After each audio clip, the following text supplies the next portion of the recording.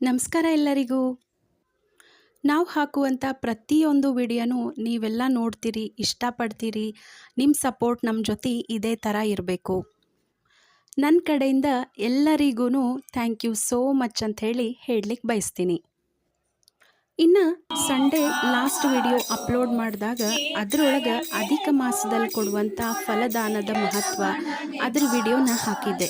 ಆಮೇಲೆ ವಿಡಿಯೋದ ಕೊನೆ ಭಾಗದೊಳಗೆ ಸುಬ್ರಹ್ಮಣ್ಯ ಮಠದ ಸ್ವಾಮಿಗಳು ಬಂದಿದ್ದರು, ಮೆಟ್ಲೋತ್ಸವ ಇತ್ತು, ಪೂಜಾ ಪಾದಪೂಜಾ ಎಲ್ಲ ಕಾರ್ಯಕ್ರಮಗಳು ಇದ್ದು ಅಂಥೇಳಿ ಹೇಳಿದ್ದೆ. ಇವತ್ತು ಆ ಎಲ್ಲ ಕಾರ್ಯಕ್ರಮಗಳೆಲ್ಲ ಹೆಂಗೆ ನಡೀತು ಅನ್ನೋದನ್ನು ಒಂದೊಂದಾಗಿ ತೋರಿಸ್ತೀನಿ. ಸ್ವಾಮಿಗಳು ಬರೋದಕ್ಕಿಂತ ಮುಂಚೆನೇ ಎಲ್ಲ ಭಜನಾ ಮಂಡಳಿ ತಂಡದವರೆಲ್ಲ ಅಲ್ಲಿ ಬಂದಿದ್ದರು.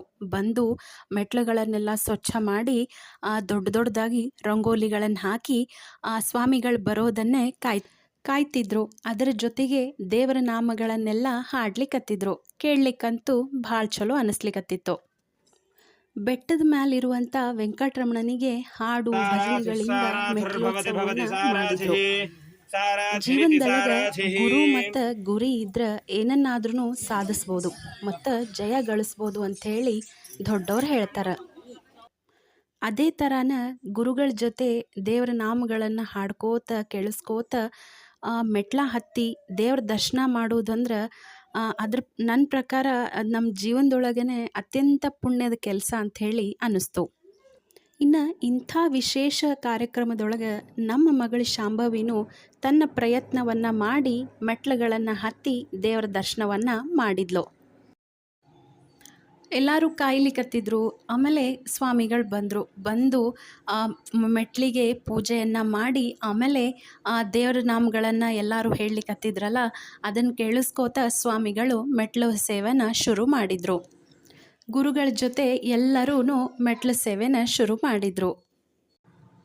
ಬೆಟ್ಟದ ಮೇಲೆ ಹೋದ್ಮೇಲೆ ವೆಂಕಟರಮಣನ ದರ್ಶನ ಆಯಿತು. ಸ್ವಾಮಿಗಳು ಮಂಗಳಾರತಿ ಮಾಡಿದರು. ಆಮೇಲೆ ಅಲ್ಲೇ ಮುಂದೆ ಒಂದು ಸ್ವಲ್ಪ ಜಾಗ ಅದ, ಅಲ್ಲೇ ಸ್ವಾಮಿಗಳ ಕೂತ್ಕೊಂಡು ಎಲ್ರಿಗೂ ಮಂತ್ರಾಕ್ಷತೆ ಕೊಟ್ಟರು. ಆಮೇಲೆ ಆಶೀರ್ವಾದ ವಚನವನ್ನು ಹೇಳಿದರು. ವೆಂಕಟರಮಣನ ಸನ್ನಿಧಾನದೊಳಗೆ ಶ್ರೀನಿವಾಸ ಕಲ್ಯಾಣದ ಒಂದು ಸಣ್ಣ ಭಾಗವನ್ನು ಹೇಳೋದ್ರ ಮೂಲಕ ಅದರಿಂದ ನಾವು ನಮ್ಮ ಜೀವನದೊಳಗೆ ಹೆಂಗೆ ಅಳವಡಿಸ್ಕೋಬೇಕು ಅನ್ನೋದನ್ನು ಭಾಳ ಚಂದ ಹೇಳಿದರು. ವಿಡಿಯೋ ಕೊನೆ ಭಾಗದೊಳಗೆ ಆ ಕ್ಲಿಪ್ಪಿಂಗ್ಸ್ನ ಹಾಕಿನಿ, ಎಲ್ಲರೂ ಕೇಳ್ರಿ. ಇನ್ನು ಗುಡಿ ಬಗ್ಗೆ ಹೇಳಬೇಕಂದ್ರೆ ಗುಡಿ ಮಾತ್ರ ಭಾಳ ಚಂದದ. ಪ್ರಶಾಂತವಾದ ವಾತಾವರಣ, ಬೆಟ್ಟದ ಮೇಲೆ ಸುತ್ತಲೂ ಹಸಿರು ಬೆಟ್ಟ ಗುಡ್ಡಗಳು ಮತ್ತು ಸ್ವಚ್ಛವಾದ ಗಾಳಿ.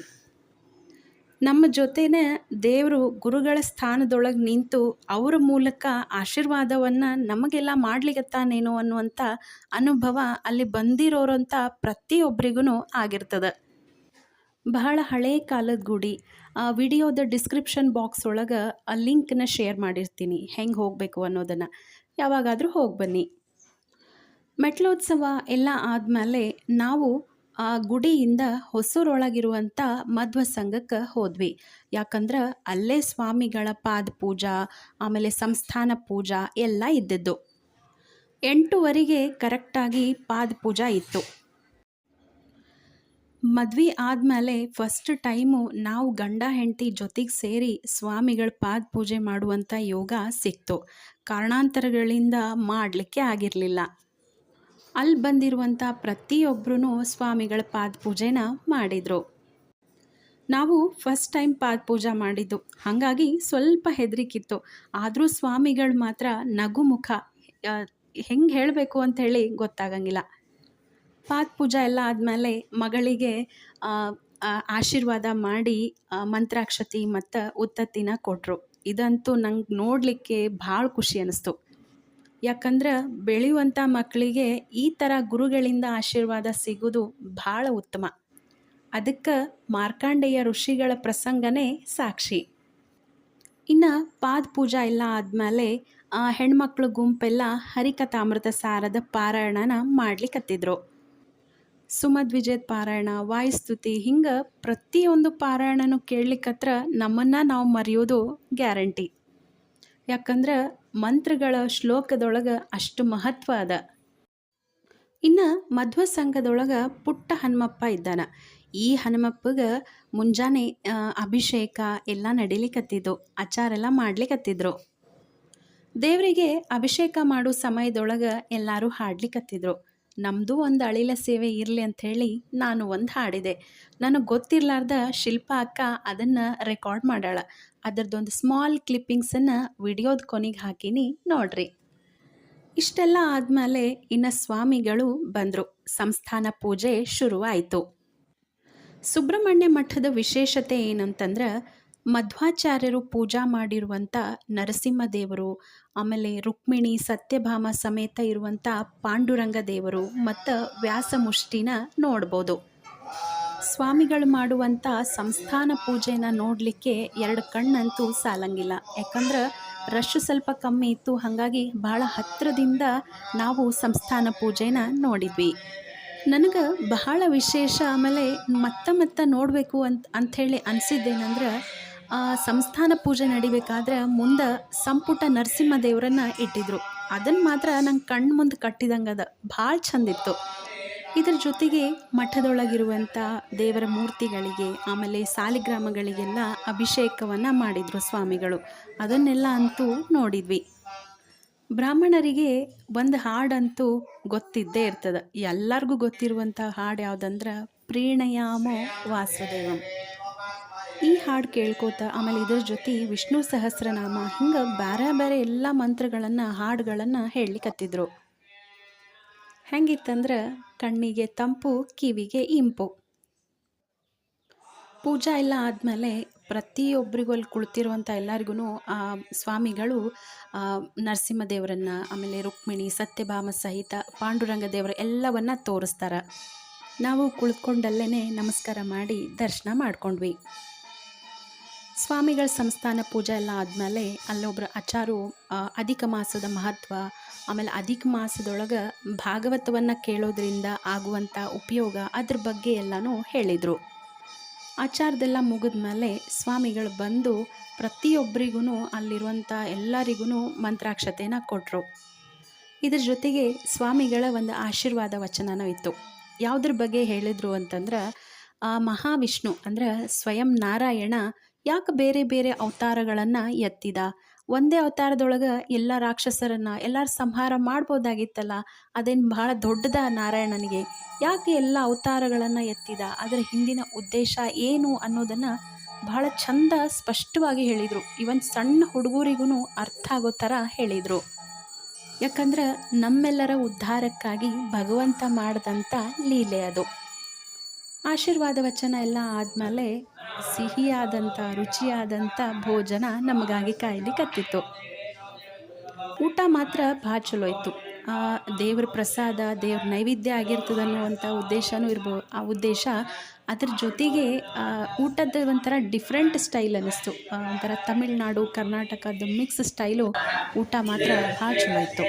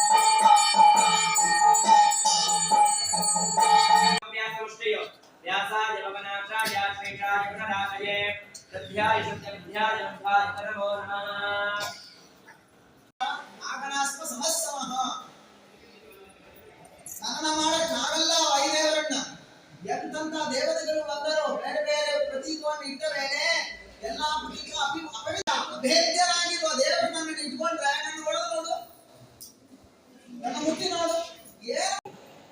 ಆದರೆ ಪರಮಾತ್ಮನ ಮನೆಗೆ ಹೋದ್ರಂತ ತಿರುಗಿ ಬರೋಲ್ಲ ಅಂತ ಭಜತಾಂ ಕಲ್ಪವೃಕ್ಷಾಯ ನಮತಾಂ ಕಾಮಧೇನವೇ.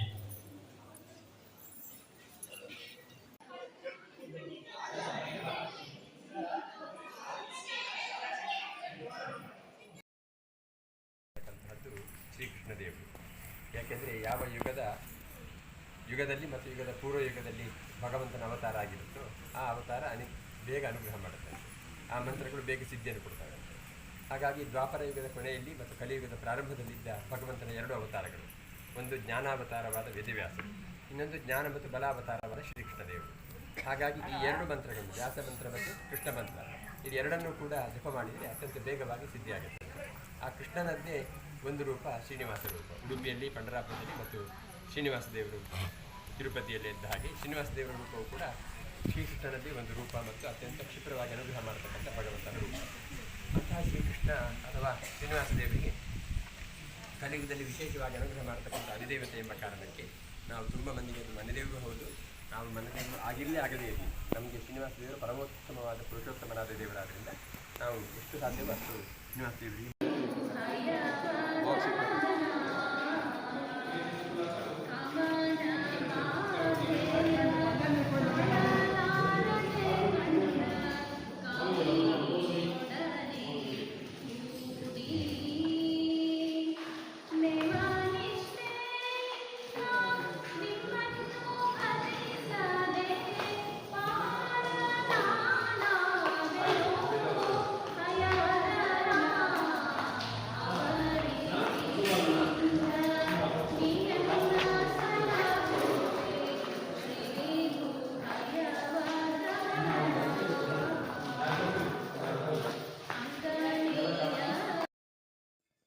ಹೆಂಗನಿಸ್ತು ಎಲ್ಲ ಕಾರ್ಯಕ್ರಮ, ಸಂಸ್ಥಾನ ಪೂಜೆ, ಪಾದ ಪೂಜೆ, ಮೆಟ್ಲೋತ್ಸವ ಎಲ್ಲ?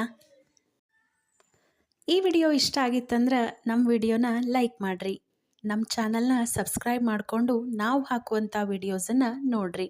ಇದ್ರ ಜೊತೆಗೆ ನಮ್ಮ ವಿಡಿಯೋನ ನಿಮ್ಮ ಫ್ರೆಂಡ್ಸ್ ಆ್ಯಂಡ್ ಫ್ಯಾಮಿಲಿ ಮೆಂಬರ್ಸ್ ಜೊತೆನೂ ಶೇರ್ ಮಾಡಿರಿ.